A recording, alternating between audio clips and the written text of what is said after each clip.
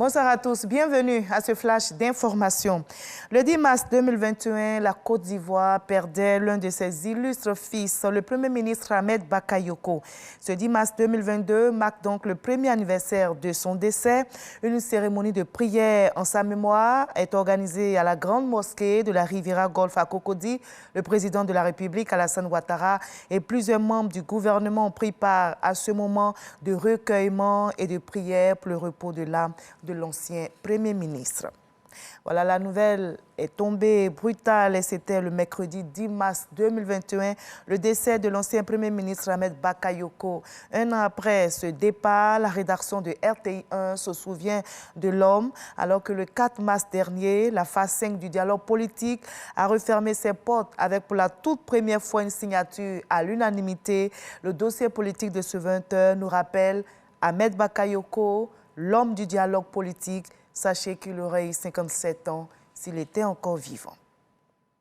Le Premier ministre Patrick Achi était aujourd'hui dans la commune d'Abobo. Il a donné le premier coup de pioche des travaux de construction d'ouvrages de drainage des eaux pluviales dans le quartier d'Anonkwa à Kouté. La réalisation de ces travaux permettra de protéger près de 246 000 habitants des phénomènes d'inondation. Alexis Ouedraogo. Abobo, PK18, Ramata, Abiba, Madeleine et Angèle vivent dans cette cour commune. Chaque période de pluie, elles vivent un véritable cauchemar. Souvent, quand l'eau vient beaucoup de fois, tu sais, il n'y a pas qu'un niveau. L'eau là, ça vient et force. Souvent, grande personne, mais tu dis tu vas passer là. Il faut que tu attends d'abord l'eau là diminue un peu avant de sortir. Parce que quand les filles, les petites filles, là, les enfants là, sortent dans l'eau là comme ça, là, c'est... Pour voir là, c'est trop, donc ça prend. Mais comme on n'a pas les moyens pour aller par maison ailleurs, donc quand la pluie cesse, l'eau diminue, on est obligé de revenir encore. Donc nous, on cherche l'aide pour qu'on nous aider à faire de l'eau là. D'ici, ils sont venus arranger. Nous sommes contents tellement que moi, mais c'est pas c'est quoi m'a dit. Ce jeudi, pour elle et tous les habitants du secteur, de bonnes nouvelles en perspective. Patrick Achi vient lancer les travaux d'assainissement et de drainage des eaux pluviales. Je ne peux pas oublier mon quartier. Ce projet paru de 155 milliards de francs CFA, c'est lui qui, d'ici seulement 15 mois, va changer le visage d'Abobo, la qualité de la ville.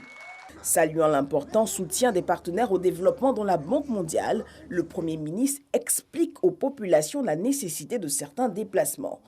On est obligé, lorsque votre maison se trouve sur l'endroit où l'eau va s'écouler, d'enlever ces maisons. Parce que sinon, elles vont faire un obstacle, ces maisons, à l'écoulement des eaux, et les eaux vont monter et inonder tout le quartier à cause d'une ou de deux maisons qui sont restées là et qui ont été construites sous le caniveau, là où l'eau doit passer. Donc, daignez accepter quelques difficultés, moyennant bien sûr indemnisation, pour que l'ensemble du quartier puisse avoir une vie meilleure. Patrick Achi invite les maîtres d'ouvrage des travaux de qualité dans les délais requis. Devoir de mémoire ce 10 mars sur la terre d'Abobo, celui d'un hommage à l'ancien Premier ministre et maire Ahmed Bakayoko. Ambak, de là où tu es, je sais qu'aujourd'hui tu es avec nous. Tu nous regardes. Tu vois cette ville continuer de changer avec Kandia, comme tu l'espérais, comme tu le voulais tant. Oui, comme tu le voulais, Abobo est et sera toujours Zo. Le Conseil économique, social, environnemental et culturel CESEC s'est réuni en séance plénière aujourd'hui. C'est la première du genre et depuis sa rentrée solennelle. Il y avait à l'ordre du jour la mise en place des différentes commissions. Les membres du CESEC ont aussi planché sur le règlement intérieur de l'institution. En Guinée, on s'interroge. Est-ce la fin de l'état de grâce pour la junte au pouvoir?